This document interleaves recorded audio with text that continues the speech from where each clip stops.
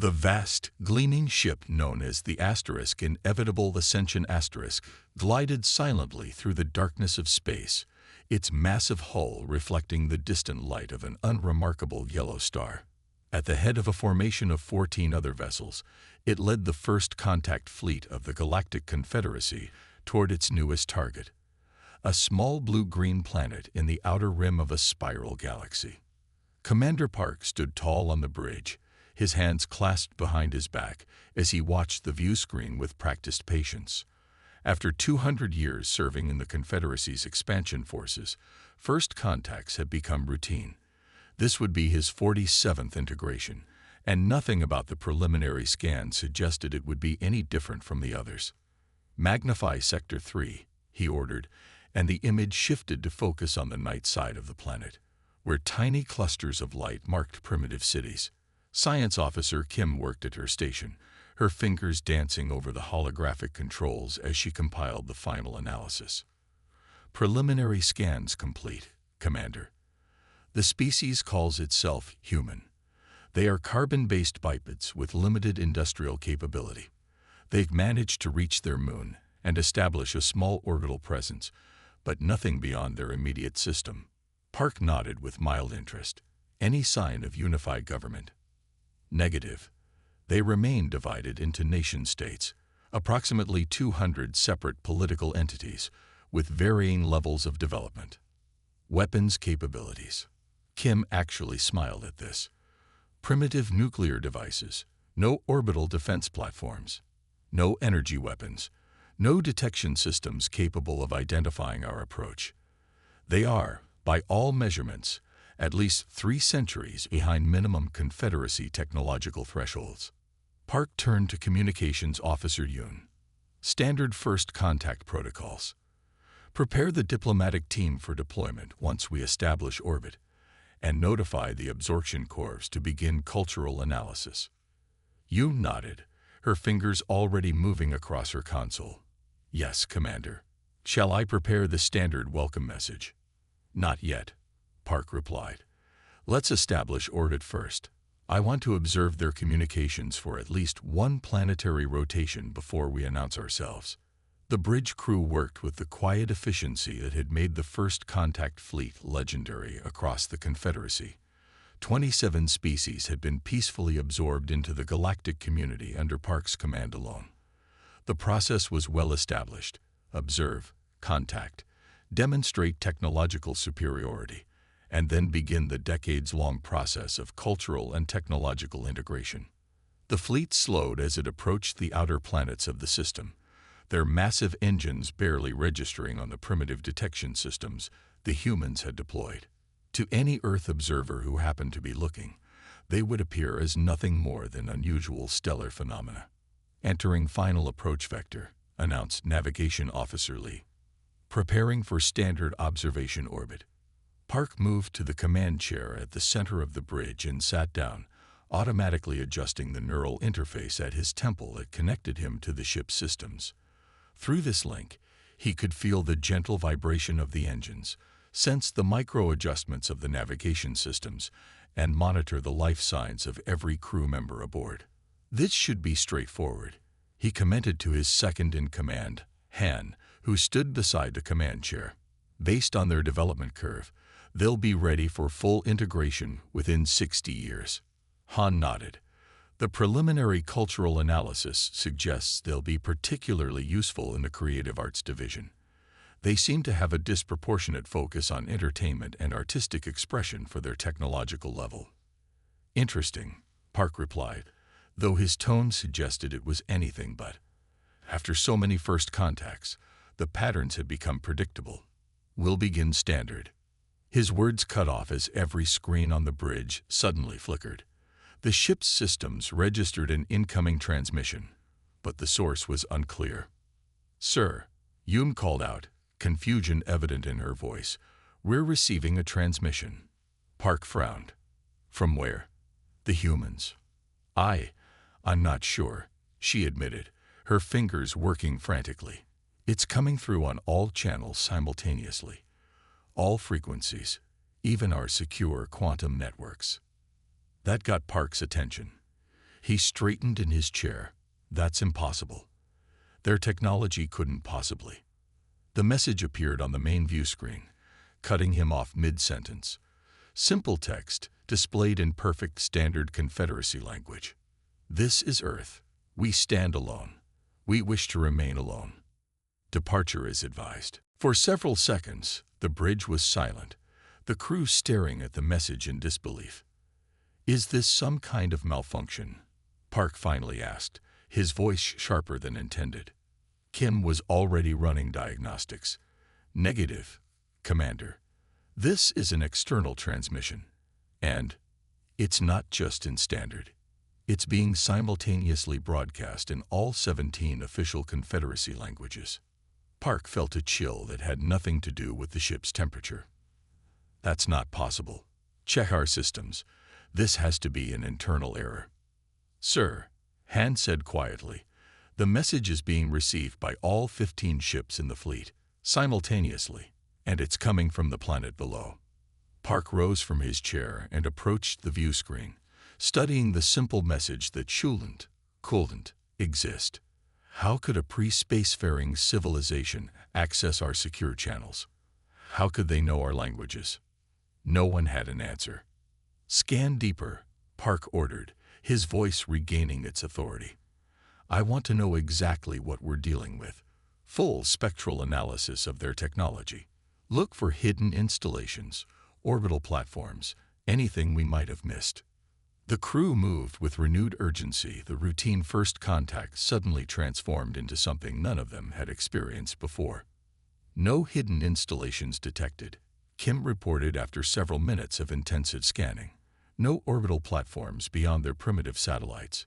No energy signatures that would indicate advanced technology. Everything confirms our initial assessment. They should be incapable of this kind of communication. Park paced the bridge, his mind racing through possibilities. Could it be another spacefaring species, someone else making contact before us? Han shook his head. The transmission originated from the planet's surface. Multiple points of origin, actually, spread across their northern continent.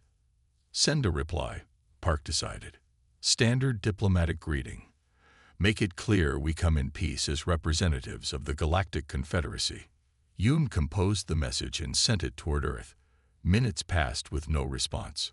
Should we proceed with the standard orbit, Commander?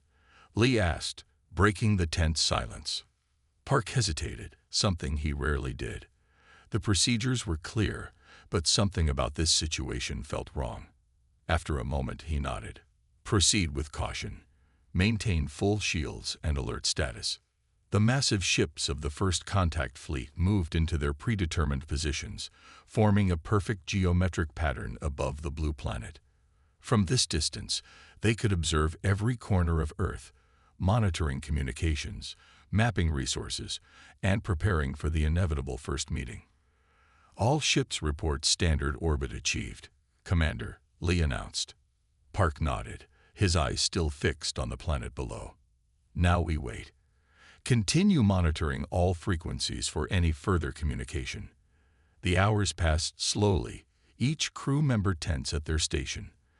The unexpected message had disrupted the comfortable routine of first contact, introducing an element of uncertainty that none of them welcomed. As his shift ended, Park stood at the view screen one last time, looking down at the night side of Earth, where billions of humans went about their lives, unaware of the fleet that hung above them. Unaware, except for whoever had sent that impossible message. We'll proceed with caution, he told Han as he prepared to retire to his quarters. But we will proceed. Whatever anomaly allowed them to send that message, we'll discover it. The absorption will continue as planned. What Park couldn't know, as he left the bridge, was that the humans below were far more aware of their visitors than he believed, and that the simple warning they had sent was merely the first move in a game whose rules the Confederacy didn't understand. 3 full days had passed since the first contact fleet established orbit around Earth. For 72 hours, the 15 ships of the Galactic Confederacy maintained their perfect geometric formation above the blue planet, scanning, observing, and waiting. Commander Park had barely slept, Something about this mission troubled him deeply, though he couldn't explain why. The strange message they had received upon arrival had triggered a series of increasingly thorough investigations, but answers remained elusive. He stood now in the observation dome of the Inevitable Ascension Asterisk, gazing down at the continent the humans called Asia as it rotated into the sunlight. From this height, Earth looked peaceful. Blue oceans, swirls of white clouds, and the green-brown patches of land where billions of humans lived their primitive lives. "Commander," a voice called from behind him. Park turned to see Science Officer Kim approaching, her usual confident expression replaced by one of confusion. "Tell me you found something," Park said. Kim raised her hand, projecting a holographic display from her wrist device. "We've completed our 4th full planetary scan. The results remain inconsistent with known patterns." "Explain," Park ordered, studying the complex data patterns floating between them. "The humans have achieved basic spaceflight capabilities consistent with their technological development. Their energy production systems are primitive, mostly burning fossil fuels with some nuclear fission.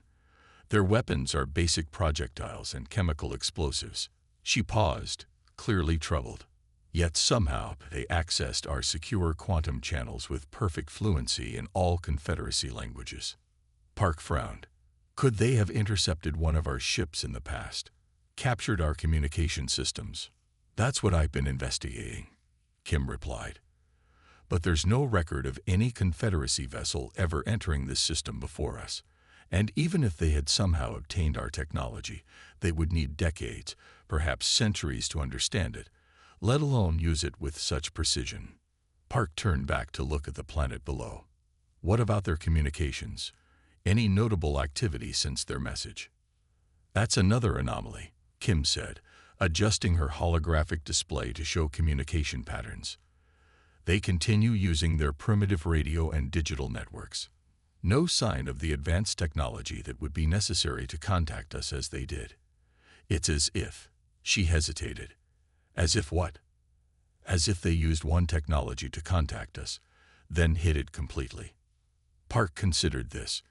In 46 previous first contacts, he had never encountered a species that could conceal its technological capabilities.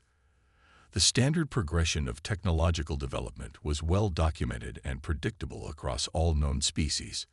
Primitive races didn't suddenly develop quantum communication and then revert to radio waves. "Any response to our messages?" he asked. Kim shook her head. "None, Commander. We've transmitted standard greeting protocols 17 times on all frequencies. No response." Park made his decision. "Prepare the landing parties. We'll establish direct contact tomorrow at dawn, local time." "Commander," Kim started, hesitation clear in her voice, "should we perhaps consider withdrawing?" Their message was clear about wanting to be left alone. Park's expression hardened. "The Confederacy doesn't take orders from pre-spacefaring civilizations, Officer Kim. Every species initially resists contact. It's a natural response to encountering a superior technology. Our mandate is clear." "Yes, Commander," Kim replied, though her concern remained visible. Park spent the remainder of the day overseeing preparations for the landing. 6 shuttles would descend to different locations on the planet, each carrying diplomatic teams trained to establish first contact. The sites had been carefully selected, government centers in the most developed nations, where the initial integration would have the greatest effect. He was reviewing the final landing coordinates in his quarters when Communications Officer Yoon contacted him. "Commander, we've received another transmission." Park felt a flutter of unease. "From Earth?" "Yes, sir. Same pattern as before. All channels simultaneously. All Confederacy languages." "Put it through." The message appeared on his personal display. "Final notice. You were advised to depart. We regret what follows." Park stared at the words for several seconds, an unfamiliar sensation growing in his chest. After 2 centuries of service, he recognized it with some surprise. Fear. He pushed the feeling aside and contacted the bridge. Security alert. I want all ships at maximum readiness. Begin scanning for any energy buildup or weapons activation on the planet's surface. Yes, Commander, came the immediate response from Officer Han. Park left his quarters and strode purposefully toward the bridge, nodding to crew members who stepped aside as he passed. By the time he arrived, the bridge was buzzing with activity. Report, he ordered as he took his command chair. Han turned from his station. No detected weapons activation, Commander. No unusual energy signatures. No orbital platforms moving into attack position. In fact, he paused, checking his readings. There's literally no change in any measurable activity on the planet. That doesn't make sense, Park muttered. Why warn us if they're not preparing to act? Perhaps it's a bluff, suggested Navigation Officer Lee. They may be hoping to scare us away. Park considered this. It was the most logical explanation. A primitive species, somehow managing one sophisticated technological feat, the transmission, now trying to leverage that into making the Confederacy retreat. Maintain alert status, but proceed with landing preparations, Park ordered. The shuttles will depart as scheduled at 600 hours. The bridge crew acknowledged the order and returned to their duties. Park remained in his chair, unable to shake the feeling of unease that had settled over him. 6 hours passed without incident. Earth continued its rotation below them, seemingly oblivious to the fleet above. Regular scans detected nothing unusual, and the human communications they monitored showed no awareness of the Confederacy's presence. Park was about to retire to his quarters for a few hours of rest before the landing when Science Officer Kim approached his chair. Commander, I've been analyzing their message, she said quietly. Specifically, the phrase, "We regret what follows." And? Park prompted when she paused. In all 17 Confederacy languages, the verb tense indicates an action already set in motion. Not a future threat, but something already happening. Park frowned. But our scans show nothing. A sudden alert cut him off.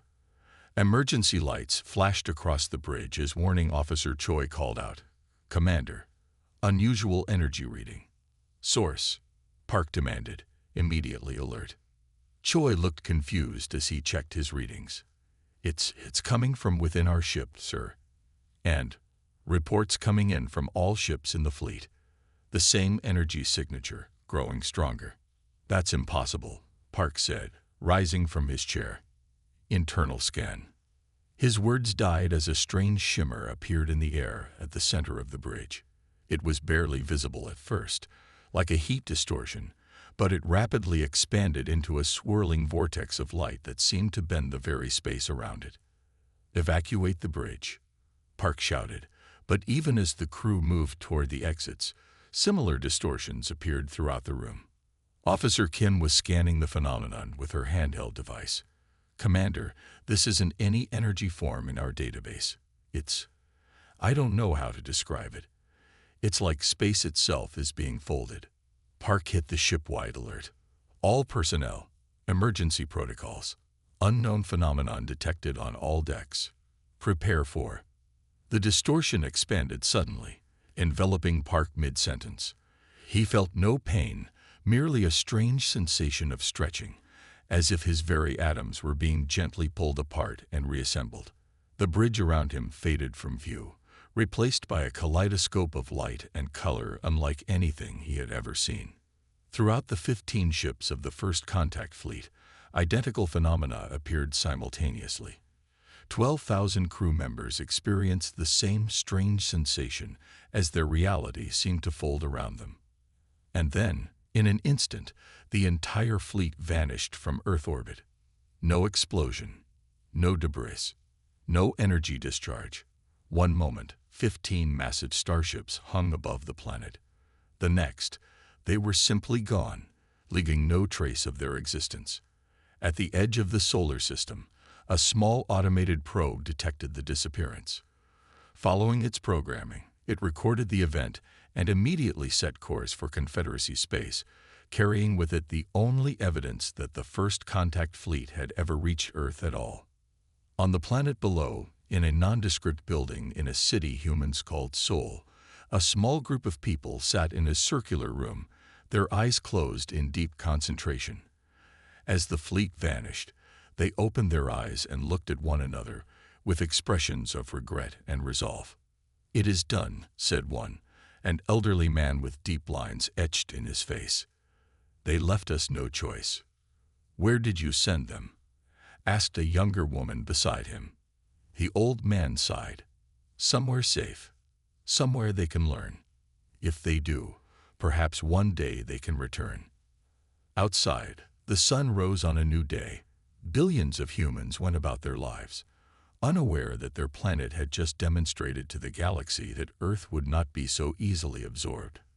The Great Hall of the Galactic Confederacy Council fell silent as Admiral Lee stepped onto the speaking platform.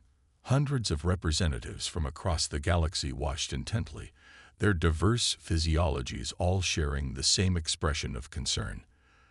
The disappearance of the first contact fleet, 15 ships, and 12,000 crew members, was unprecedented in the 10,000-year history of the Confederacy.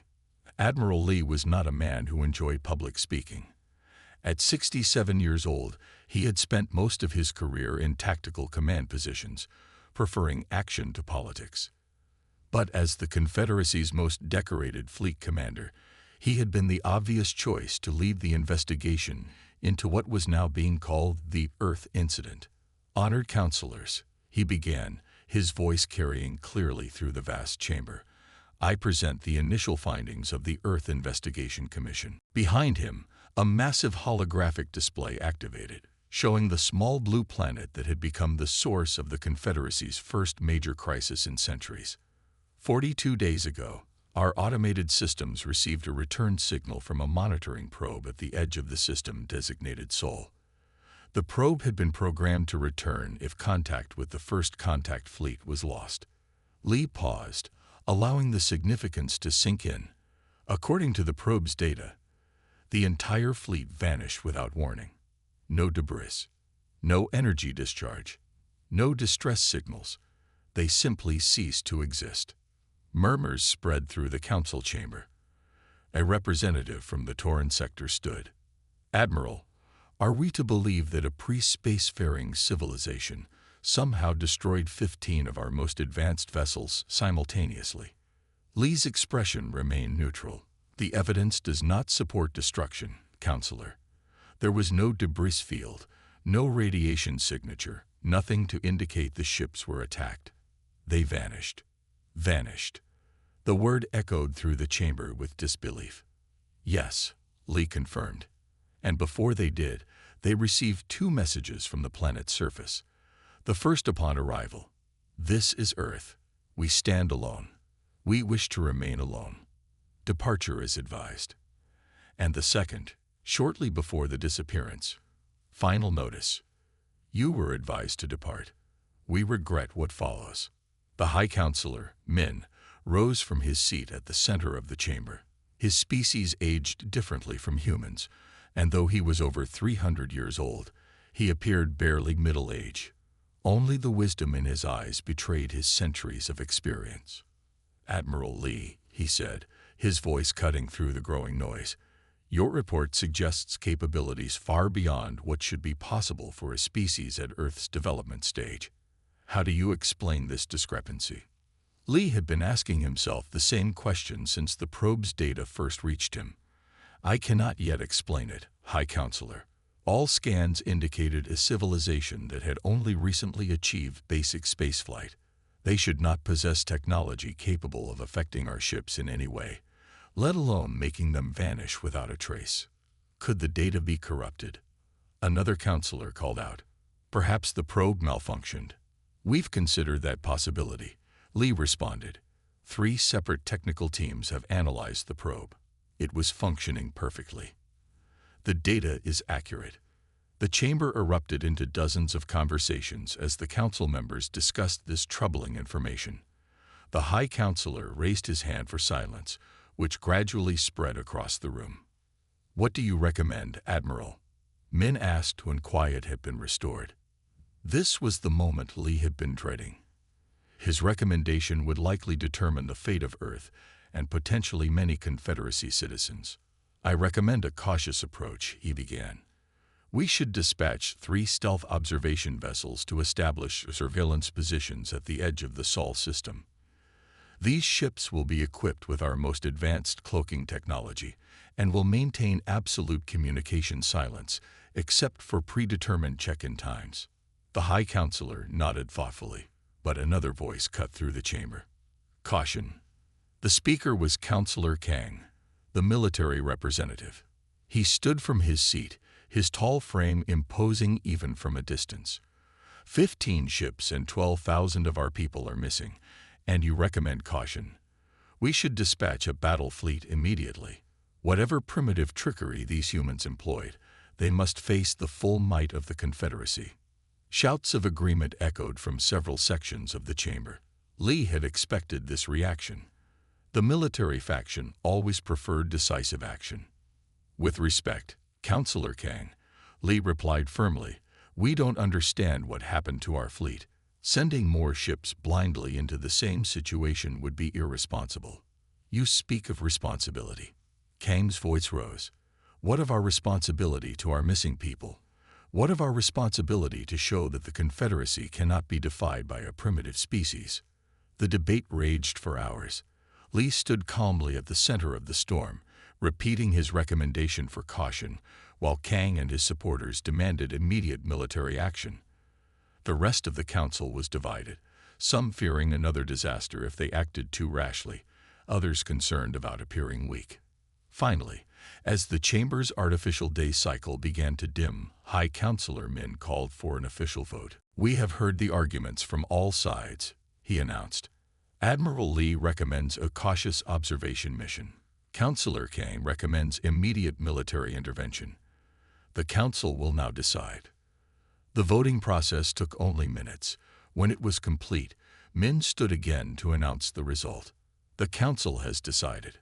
By a margin of 7 votes, we will proceed with Admiral Lee's recommendation. 3 stealth observation vessels will be dispatched to monitor Earth from different vectors. They will maintain quantum-cloaked positions at the edge of the system and observe without revealing themselves." Lee felt relief wash over him, though he kept his expression professional. Kang, on the other hand, made no attempt to hide his displeasure. "This is a mistake," the military counselor declared. "Every moment we delay emboldens these primitives." "The council has decided," Min repeated firmly. "Admiral Lee, you will oversee the preparation of the observation mission. Select your best captains and your most advanced vessels. We must understand what we're facing before we consider further action." 2 weeks later, Lee stood in the command center of the Confederacy's primary fleet yard, watching as the final preparations were made for the observation mission. The 3 selected vessels, * Shadow Seeker *, Silent Observer *, and * Unseen Watcher *, represented the pinnacle of Confederacy stealth technology. Their quantum cloaking systems could hide them from even the most advanced detection systems in the galaxy. Captain Sung of the * Shadow Seeker * approached Lee, offering a crisp salute. "All preparations are complete, Admiral. We're ready to depart on your order." Lee nodded, studying the younger officer. Sung had an excellent record, methodical, cautious, and thorough. Exactly the kind of captain needed for this mission. "Remember your orders, Captain," Lee said. "Maintain absolute stealth. Position yourselves at the designated coordinates at the edge of the system. Observe and record everything. But do not, under any circumstances, approach the planet directly." "Understood, Admiral." "And the check-in protocol. Quantum burst transmission once every 72 hours. Each burst should last less than 1 microsecond. Barely long enough to confirm your continued presence. We don't know what detection capabilities these humans might possess." Some nodded. "And if we observe anything unusual?" Lee's expression was grave. "Use your judgment, Captain. If you believe your vessel is at risk, withdraw immediately. We need information, but not at the cost of more lives." The 3 ships departed 6 hours later, their advanced drives carrying them swiftly toward the Sol system. Lee watched them go with a sense of unease he couldn't quite explain. Despite all his precautions, despite selecting the best crews and most advanced ships, he couldn't shake the feeling that he was sending more people into danger. 72 hours passed, then 96, then 120. None of the vessels reported back at their scheduled times. 7 days after their departure, Lee stood before the High Council again, his face drawn with fatigue and concern. "All 3 observation vessels have missed their scheduled check-ins," he reported, his voice heavy. "We've attempted to establish emergency contact protocols. There has been no response." The chamber was deadly quiet. Even Counselor Kang seemed subdued. "What do you recommend now, Admiral?" High Counselor Min asked softly. Lee took a deep breath. "I recommend we establish a quarantine zone around the Sol system. No Confederacy vessels are to approach within 1 light-year of its boundaries. We should declare it forbidden space until we can determine what happened to our people." There was no debate this time. The vote was unanimous. As Lee left the council chamber, Kang fell into step beside him. "You were right," the military counselor admitted grudgingly. "We don't understand what we're facing." Lee nodded, too tired for any satisfaction in the acknowledgement. "What do you think happened to them?" Kang asked after a moment of silence. Lee stopped walking and turned to face the counselor. "I don't know," he said honestly, "but I intend to find out. Whatever it takes, however long it takes, I will discover what power these humans possess and why they're so determined to be left alone." Professor Shin stared at the numbers on his screen, then ran the simulation again. The results remained the same, impossible, yet consistent. For the 3rd time that week, the quantum resonance patterns had shifted subtly, defying the fundamental constants that had defined physics for the 10,000 years of recorded Confederacy science. He pushed his chair back from the workstation and rubbed his tired eyes. The research facility on Proxima Station had been his home for 30 years, and in all that time, he had never encountered anything like this. The universe simply didn't change its rules without reason. "Still getting anomalous results?" asked his colleague, Dr. Moon, who had entered the lab quietly. Shin nodded, gesturing to the screen. "Same as yesterday. The quantum field is exhibiting characteristics that should be impossible. It's as if," he hesitated, knowing how it would sound, "as if something is manipulating the basic fabric of reality." Moon didn't laugh as many others might have. Instead, she pulled up a chair and sat beside him, studying the data with a serious expression. "Have you considered that it might be related to the Earth quarantine?" Shin tensed at the mention. 5 years had passed since the Confederacy had declared the Sol system forbidden space, but the disappearance of 18 ships and their crews remained a sensitive topic. "That's a dangerous speculation, Jia," he said quietly, using her first name to emphasize his concern. "The quarantine directives explicitly forbid connecting these anomalies to Earth." "I know," she replied, lowering her voice. "But I've been compiling reports from research stations across the Confederacy. These anomalies aren't isolated, Shin. They're happening everywhere, and they all started approximately 5 years ago." Before Shin could respond, his communication device chimed. He glanced at it, surprised to see a priority message from the station administrator. "All senior researchers report to Conference Room 1 immediately." The message read, "Security Level Alpha." Shin and Moon exchanged concerned glances. Security Level Alpha meant the matter involved Confederacy security at the highest level. 15 minutes later, they sat among 24 other leading scientists in the conference room. The station administrator, Director Jin, stood at the front, his expression grave. Beside him was a figure few of them had seen in person. Admiral Lee, the head of the Earth Investigation Commission. "Thank you for coming so quickly," Director Jin began. "Admiral Lee has important information to share with you all. What you are about to hear is classified at the highest level." Admiral Lee stepped forward. 5 years had added more silver to his hair and deeper lines to his face, but his eyes remained sharp and alert. For the past 5 years, he began without preamble. The Confederacy has maintained a strict quarantine around the Sol system following the disappearance of our ships. We believed this containment would be sufficient. We were wrong. He activated a holographic display showing a star map of Confederacy space, with thousands of worlds marked as small points of light. 3 days ago, at precisely the same moment across Confederacy space, communication systems on 217 worlds received an identical message. He paused, then continued. This is Earth. We stand alone. We wish to remain alone. A murmur spread through the room. The transmission was received simultaneously on planets separated by thousands of light years. Lee continued.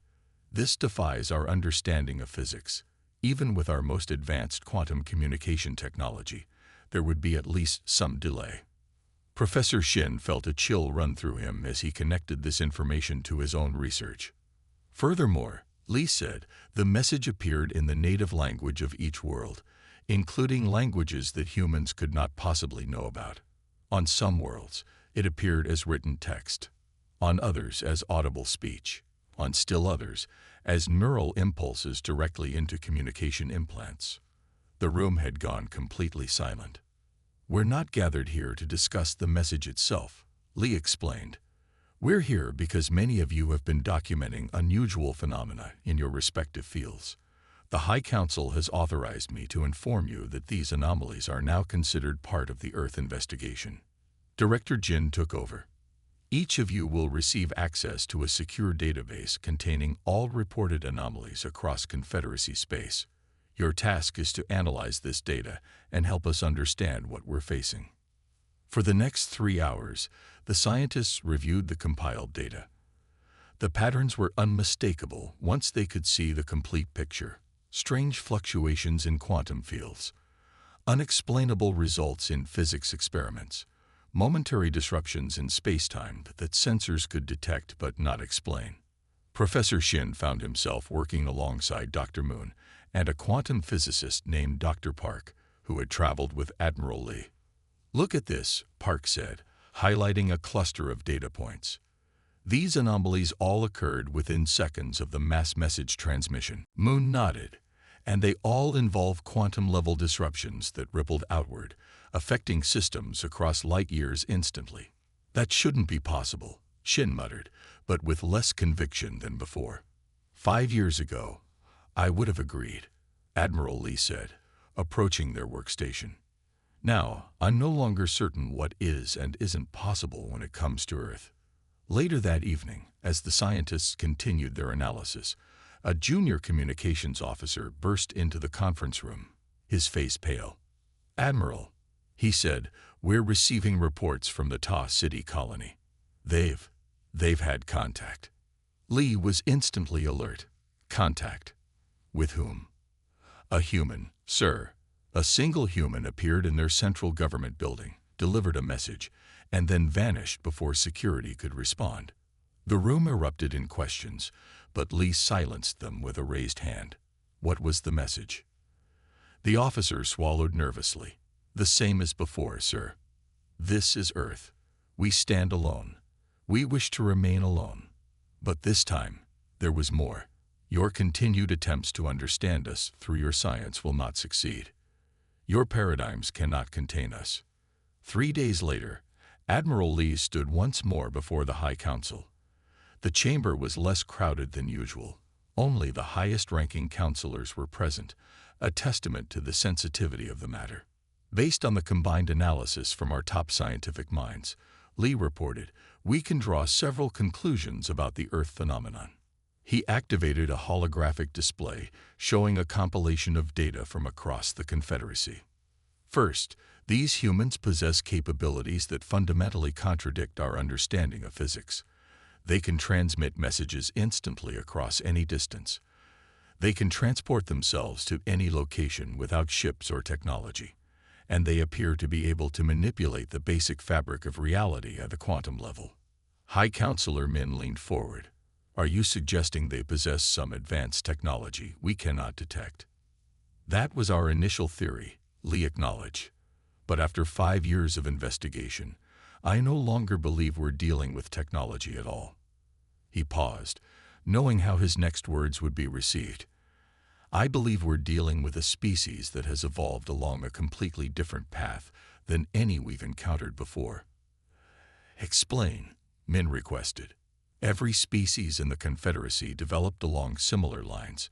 We built tools, then machines, then computers, then spacecraft. Our advancement has always been external, creating devices to manipulate the physical world. But what if another path was possible? What if, instead of building external tools, a species turned inward? Lee gestured to the data displays. All evidence suggests that humans have developed abilities that are integrated into their biology, or perhaps their consciousness. They don't need ships to travel between stars or devices to communicate across vast distances. Somehow, they've evolved to do these things naturally. The council chamber was completely silent. Are you suggesting, Counselor Jung asked slowly, that these humans possess some form of mind powers? Lee grimaced at the simplistic phrasing. I'm suggesting that humans may have developed along an evolutionary path we never considered possible, one where consciousness itself became their primary tool for manipulating reality. This sounds like mysticism, not science, objected another counselor. I understand your skepticism, Lee replied. But consider this. Every anomaly we've detected shares one characteristic. They all involve quantum-level disturbances, and quantum physics has always had a relationship with observation and consciousness that we don't fully understand. He looked around the chamber, meeting the eyes of each counselor. We're not dealing with a species like any we've encountered before. The humans have evolved capabilities beyond our comprehension, and I believe attempting to force contact with them would be not just dangerous but potentially catastrophic. High Counselor Min was silent for a long moment. What do you recommend, Admiral? Maintain the quarantine, Lee said firmly. But expand it. Any system where these anomalies have been detected should be considered potentially under human influence. And most importantly, we need to listen to what they've been telling us from the beginning. Which is, Min asked, that they wish to be left alone. Lee's voice was solemn. Perhaps, for once in our long history, the Confederacy should respect that wish. As the Council debated his recommendation, Admiral Lee stood quietly, thinking of the 18 ships and their crews that had vanished. He wondered where they were, if they still existed, and what they might have learned about the mysterious humans who guarded their solitude with powers that defied understanding.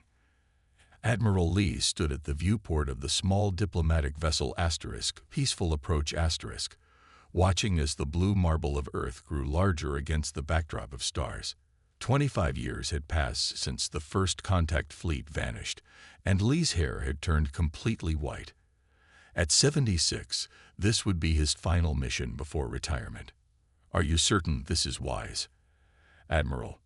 Asked Dr. Song, the quantum physicist who stood beside him. Her expression betrayed her anxiety. No, Lee admitted with a small smile. But it's necessary. The third member of their crew, Dr. Choi, the Confederacy's leading linguist, joined them at the viewport. We're entering broadcast range. The message is ready. Lee nodded, feeling the weight of the moment. 25 years of quarantine, of mystery, of growing evidence that humans were something entirely different from any species the Confederacy had encountered. And now they were deliberately breaking that quarantine with the reluctant blessing of the High Council. Send it, he ordered. The message was transmitted on all frequencies, openly and without encryption. People of Earth, we come in peace and with respect. We seek understanding, not absorption. We acknowledge your independence and sovereignty in the galaxy. We request dialogue. The small ship continued its approach, making no attempt to hide or employ stealth technology. If the humans could make entire fleets vanish, there was little point in subterfuge. No response yet. Choi reported after several hours. Do we maintain course? Yes, Lee said firmly. They know we're here. Let's give them time to decide how to respond. They entered Earth orbit without incident, positioning themselves in a stable path above the northern hemisphere. The planet below showed no visible reaction to their presence. Cities continued to glow at night, weather patterns moved across the continents, and the oceans reflected the sun's light just as they had for billions of years. 2 full days passed in tense silence. The 3 Confederacy representatives took turns monitoring communications and scanning the planet, though they knew their sensors likely told them only what the humans allowed them to see. Lee was resting in his quarters when Dr. Song's voice came urgently through the intercom. "Admiral, you need to come to the bridge immediately." He rose quickly, ignoring the protest of his aging joints, and made his way to the small command center of their vessel. Song and Choi were both there, staring at something, or someone, with expressions of shock. A woman stood in the center of the bridge. She appeared to be in her 40s, with dark hair showing hints of gray and eyes that seemed far older than her physical form suggested.